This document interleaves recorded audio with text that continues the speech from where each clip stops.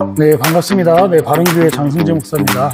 네, 오늘도 하나님 말씀 우리 살펴보도록 하겠습니다. 오늘 하나님의 말씀은 사무엘상 2장 12절에서 21절 말씀입니다. 네, 오늘 하나님의 말씀의 제목은 엘리 아들들이 심판받은 이유라는 제목으로 하나님 말씀 전달하도록 하겠습니다.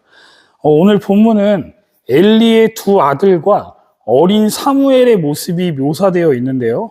정반대의 모습을 보여주면서 극한 대조를 이루고 있다는 것을 알 수 있는 본문이라 할 수 있습니다. 이 당시 엘리의 두 아들들은 제사장이었지만 결국에는 하나님께 버림을 받고 심판을 당하게 됩니다. 반면에 사무엘은 이스라엘 역사 가운데 위대한 지도자로 쓰임을 받음을 알 수 있습니다. 그러면 왜 엘리 아들들은 제사장이었지만 하나님께 버림받고 심판을 받았는지 한번 살펴보면서, 또 사무엘은 왜 하나님께 선택받아서 하나님께 쓰임받는 사람으로 사용되었는지, 또한 엘리 아들들과 같은 모습은 없는지 좀 돌아보는 시간이 되기를 원합니다. 지금부터 엘리의 아들들이 어떠했는지 우리 말씀을 좀 살펴보겠습니다. 12절부터 굉장히 충격입니다. 엘리의 아들들은 행실이 나쁘다라고 써 있는데, 이 뜻은요, 불량한 자라는 뜻입니다. 그런데 생각해보면 엘리와 아들들은 당시 최고의 귀족층에 속한 사람들이었습니다. 이런 사람들이 불량자들로 낙인 찍히고 있어요. 성경은 단순히 좋은 족보나 높은 사회적 지위에 있다고 해서 그것이 그들의 신앙을 대신하지 않음을 엘리의 아들들이 불량하다는 말을 함으로써 강조하고 있음을 알 수 있죠. 네, 그리고 곧바로 이 표현에 뒤이어서 엘리의 아들들이 왜 불량자들이라고 표현했는지에 대해서 설명합니다. 그 이유는 그들이 하나님을 알지 못했기 때문이다라고 합니다.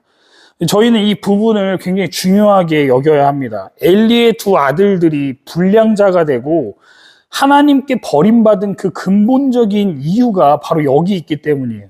그게 무엇이죠? 바로 여호와를 알지 못했다라는 겁니다. 그런데 저희는 여기서 생각해 볼 것이 있습니다. 엘리의 아들들의 직업이 뭐였냐는 겁니다. 이들의 직업은 바로 제사장이었단 말이에요. 매일 하나님께 제사를 드리던 사람들이었습니다. 이런 사람들이 하나님을 알지 못했을 가능성이 있을까요?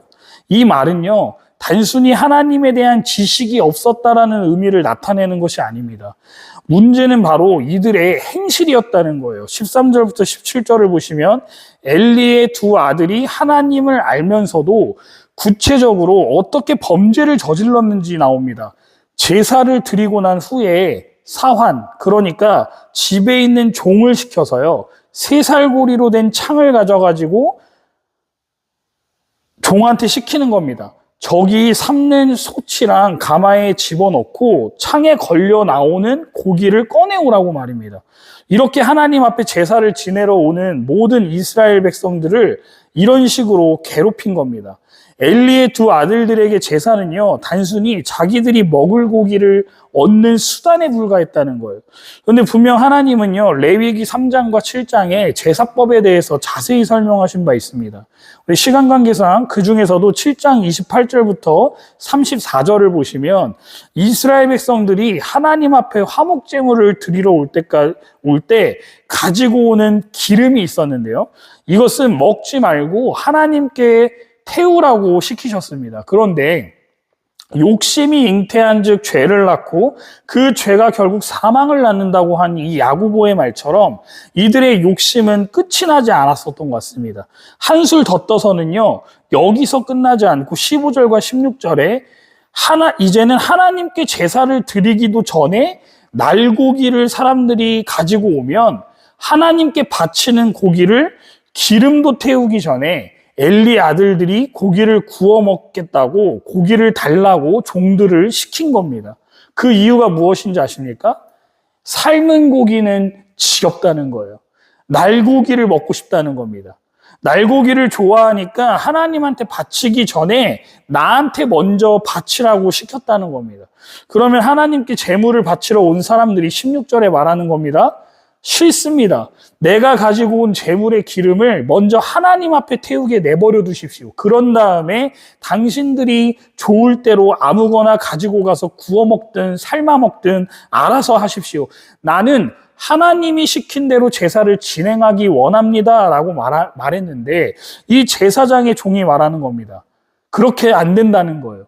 지금 당장 고기를 안 주면 강제로라도 빼앗겠다라고 지금 말하고 있었다는 거예요. 얼마나 황당했겠습니까? 하나님께서 알려주신 제사법을 바르게 알았지만 하나님이 알려주신 방법대로 하지 않고 자신들의 마음대로 하고 있어요. 그렇습니다. 사기치는 것도 뭘 알아야 칠 수 있다는 것을 보여주는 또 대목인 것 같습니다. 이렇게 할 수 있었던 이유가 무엇이라고 말합니까? 하나님을 두려워하는 마음이 없는 정도가 아니라 하나님을 완전히 무시했다는 거예요. 엘리의 아들들이 하나님에 대한 지식이 없었다는 의미를 나타내는 것이 아닙니다. 하나님을 두려워하지 않으니까 17절을 보시면 하나님께서 어떻게 제사를 드려야 하는지를 알려주신 원칙을 따르지 않고 자기들 마음대로 제사를 드렸다라고 하나님은 이들의 죄를 고발하고 계심을 볼 수 있습니다. 그러면 하나님이 레위인들에게 아무것도 해주지 않고 먹고 살 수도 없게 하셨기 때문에 엘리의 아들들이 이런 만행을 저지르고 있는 걸까요? 아닙니다. 하나님은요, 레위인들이 받을 몫을 분명히 정해주셨습니다. 그 부위는 가슴과 거제로 드리는 우편 뒷다리였어요. 그게 전부였습니다. 그리고 제사장들은요, 이 고기 외에도요, 이스라엘 백성들이 바치는 11조를 가지고 생활하라고 하나님께서 7장 29절부터 34절에 명령하신 바 있습니다. 그러면요, 제사장은 적든지 많든지 그것으로 만족하면서 살아야 했다는 거예요.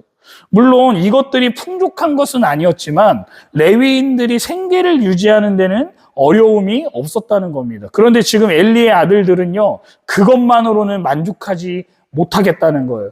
더 많은 것을 요구했다는 겁니다. 인간적인 마음에 그런 욕심이 생길 수 있겠죠. 그런데 지금 그 도를 지나쳐서 하나님의 제사를 멸시하는 악행을 저지르고 있다는 거예요. 어떻게 이들이 이러한 만행을 지속해서 지을 수 있었을까요? 그 답이 13절에 나옵니다. 그 제사장들이 백성에게 행하는 관습은 이러하니, 여기서 관습이라는 말은 습관이라는 말입니다. 습관이 무엇입니까? 같은 행동을 반복적으로 하는 것을 습관이라고 하지 않습니까? 하나님의 것을 도적질하는 일을 처음에는 이래도 되나 싶었을 거예요. 그러나 그것이 지속적으로 반복되고 자신들의 욕구가 충족되다 보니까 이것이 결국 굳어지게 된 겁니다. 야고보서가 말하듯이 욕심이 잉태하여 죄를 낳고 죄가 장성한 즉 결국 사망에 이르게 된다는 것이죠. 사랑하는 성도 여러분, 여러분들에게는 혹시 어떤 나쁜 습관이 있으십니까? 엘리의 아들들과 같이 하나님께서 요구하시는 말씀에 순종하며 살지 못하게 하는 그 죄의 습관이나 유혹의 욕심에 이끌려 사는 인생을 살지 않는 저와 여러분들 되시기를 주님의 이름으로 축복합니다. 갈라디아서 5장 24절의 말씀처럼 그리스도 예수의 사람들은 육체와 함께 그 정욕과 탐심을 십자가에 못 박았느니라. 아멘. 우리는 매일같이 세상 유혹 시험이 우리에게 다가온다 할지라도 우리의 정욕과 욕심을 완전히 십자가에 못 박아야 할 줄 믿습니다. 빨리 우리의 옛사람을, 죄의 습관들을 버려야 합니다. 그래야 살 수 있기 때문입니다. 그렇게 하기 위해서는요, 어떻게 해야 되겠습니까? 갈라디아서 5장 16절입니다. 내가 이르노니 너희는 성령을 따라 행하라. 그리하면 육체의 욕심을 이루지 아니하리라. 아멘. 성령의 도우심에 따라 우리의 육체를 버리고 하나님께 돌아가기 위해서는 어떤 습관이 그러면 저희에게 필요할까요? 말씀으로 돌아가야 된다는 거예요. 말씀으로 돌아가자라는 말은 하나님의 말씀을 통해서 하나님과의 깊은 교제로 들어가야 된다는 것을 말씀드리는 겁니다. 하나님을 지식적으로 아는 것만으로는 끝나서는 안 됩니다. 말씀을 통해 그분을 만나야 된다는 거예요. 그리고 그분의 마음과 생각을 듣는 훈련이 필요하다는 겁니다. 디모데후서 3장 16절과 17절입니다.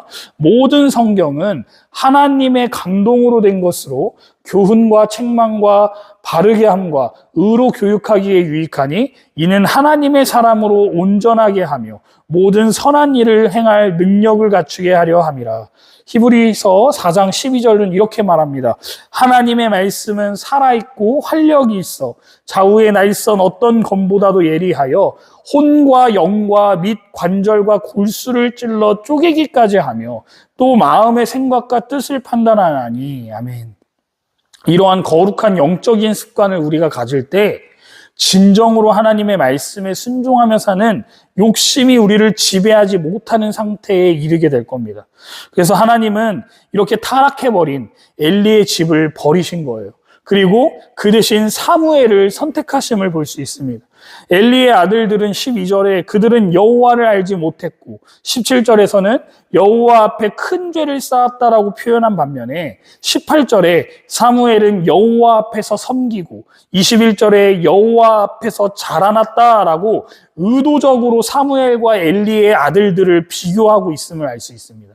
뿐만 아니라 엘리의 아들들이 여호와 앞에 악을 행하니 여호와를 경배하기 위해 성전을 찾은 백성들이 피해를 보았다라고 나오지만 반대로 사무엘이 여호와 앞에서 성숙해가니 그의 가정이 축복을 받는다는 사실을 계속해서 엘리의 아들들과 이 사무엘의 가정을 비교하고 있다는 것을 알 수 있다는 것이죠.